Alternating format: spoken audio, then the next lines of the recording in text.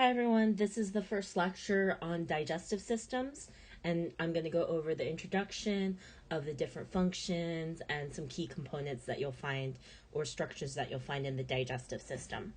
So, in the first part of this lecture, we're going to go over the main two divisions as well as the types of digestions in addition to the main functions. Now, depending on your class, you may or may not learn about the different linings of the GI tract and some additional special structures. This is going to depend on your teacher and the timing on whether or not you cover this last part. Okay, so for some of you, you may just cover part one of this intro, and for some of you, you'll have a part one and a part two. Okay, so let's go over the functions of the digestive system. So just the big picture of the digestive system is your whole goal is to take the food that you ingest, that you eat, and break it down into the smallest molecule that you need in order to absorb it into your body for delivery to the cells of your body. So, and then the ultimate goal is to access the nutrients that you need to function. So some of the key examples of these nutrients are carbohydrates, lipids, proteins, vitamins, minerals, etc. Now, there are 6 main functions that we're going to go over in terms of what the digestive system does. The most critical functions are digestion and absorption, but everything else is still an element that's necessary for the digestive system. So, the first function we're going to go over is ingestion. So, ingestion is just a fancy word for eating. So, you need something to take in the food, right? And that's for the most part is going to be in your mouth, though depending on if you have some medical need, you might take it in a different way. Some people have, for example, a gastrointestinal tube that's hooked directly to their stomach where they inject food into their stomach. But for most of us, the ingestion occurs in your mouth when you eat and then swallow your food. Though some people, again, have like a tube that might enter a different part of the digestive system. As long as it enters within what we call the GI tract, which I'll go over later, it counts as ingestion. Digestion is the act of breaking down the food into the usable molecules, and absorption is when you can take in the usable molecule and bring it into your blood for delivery to your cells. You can also bring it into your lymph. This is more associated with lipid absorption.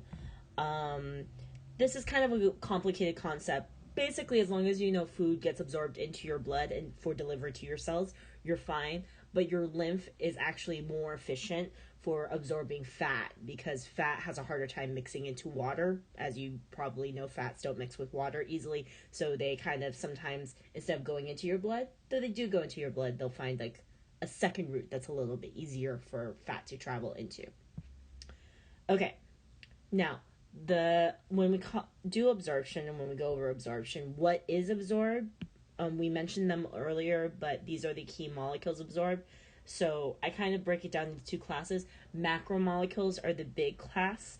Macromolecules are carbs or carbohydrates, lipids, proteins, and nucleic acids.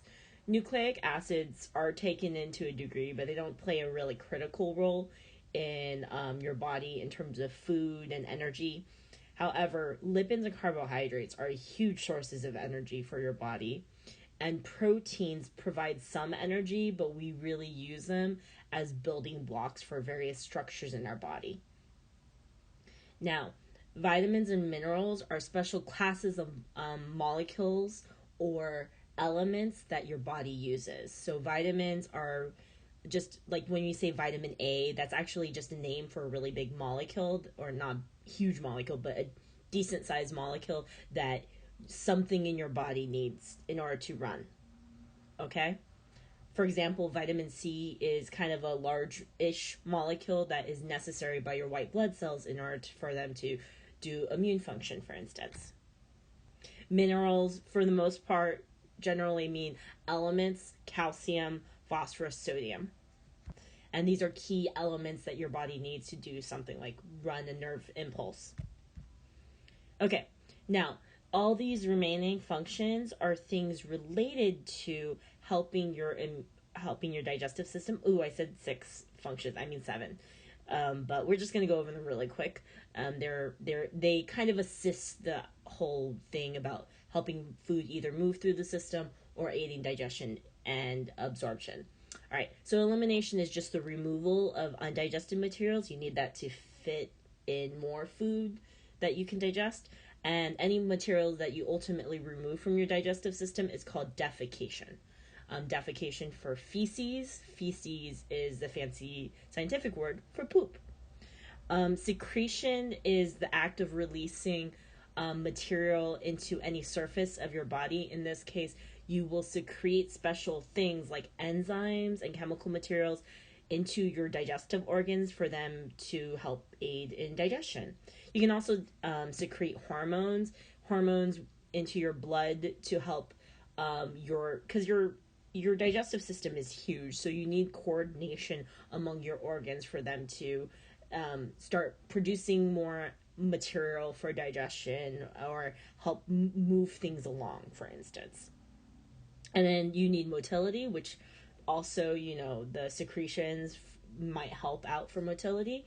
And motility is just like you have this digestive system, you're taking in food one end, you need to exit food out the other, and it's going to be one way for the most part. So you want food to move in a predictable way, and you need muscles all throughout your digestive system in order to facilitate that. And finally, regulation, that includes those hormones I mentioned earlier for secretion. But again, you have all these big organs that need to coordinate themselves with one another and that assist. You have organs that assist the main organs, for instance.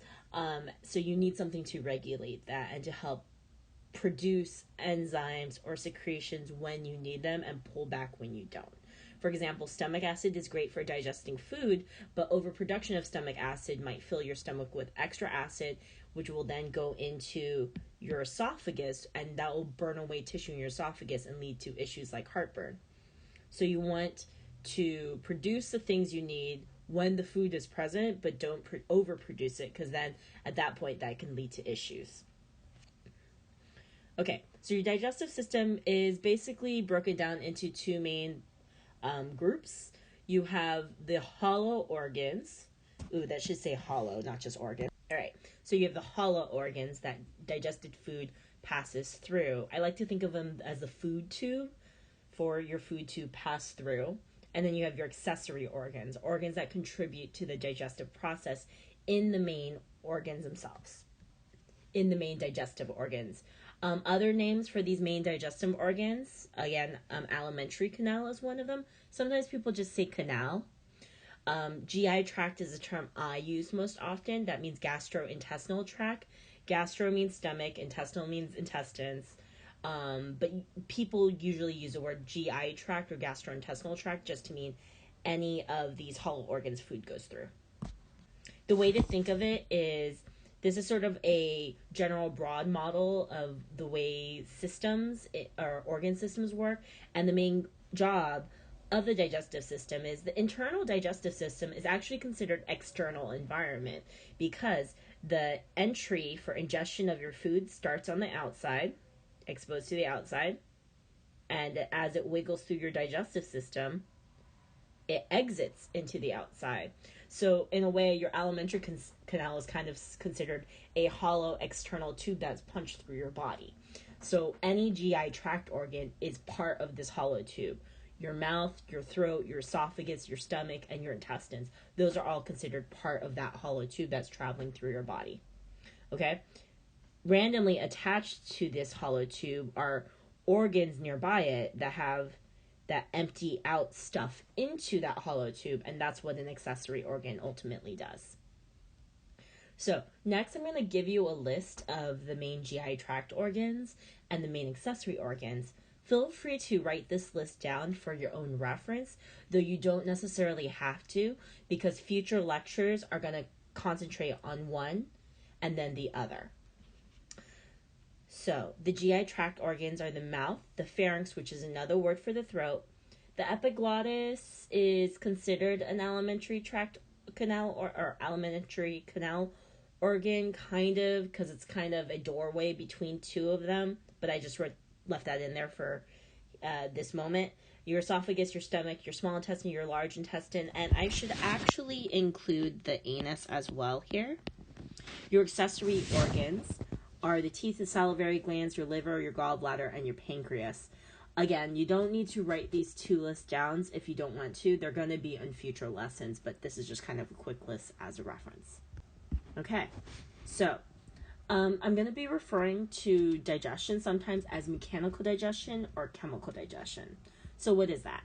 So mechanical digestion is physical breakdown of food into smaller pieces to increase the surface area of food for exposure to chemical digestion. So mechanical digestion is chopping up the food, is tearing away at the food, is breaking it down into teenier pieces that can then be fed into enzymes in chemical digestion, who's actually going to break it down at the molecular level into the tiny molecules that can be absorbed through your organs, particularly your small intestines, and into your blood. So if you're really good at chewing food, and if your stomach's really good at churning up food into things, it's still not enough without the activity of enzymes that will take the molecule into at the molecular level and break those bonds to get them down to what we call monomers. For those of you who don't know what monomers are, those are when you take a big molecule and chop it into tinier subunits that you can swallow into your blood. You need those tinier subunits to get it to travel through your cells and around your body. All right, so this is kind of like this one is a kind of a map I've drawn and used as a lecture before in terms of the material I'm going to cover when I go over the two parts of the digestive system, meaning the accessory organs and the GI tract, and then when I go over the chemical and mechanical digestion that's found in both. This is kind of a map that I use as a baseline, but I'm going to break it down in slide form.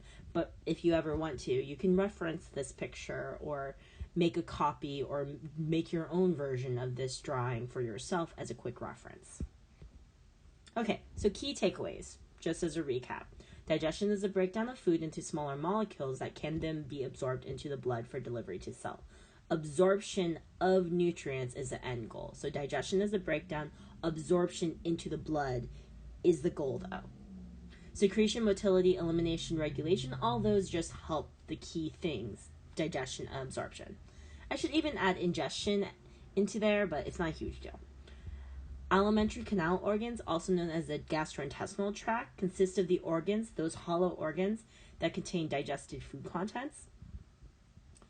Accessory organs provide secretions and other forms of assistance that's going to help the GI tract do its digestive and absorption jobs. Mainly its digestion jobs, though. And mechanical digestion is the act of breaking down the larger food into bits that can then be accessed for chemical digestion. And chemical digestion is the actual chemical bond breaking of the molecules into a smaller molecule that can be absorbed. All right, that concludes part 1. And if you're assigned part 2, move on to that. And if you're not assigned part 2, move on to any other later lectures in the digestive system. Bye.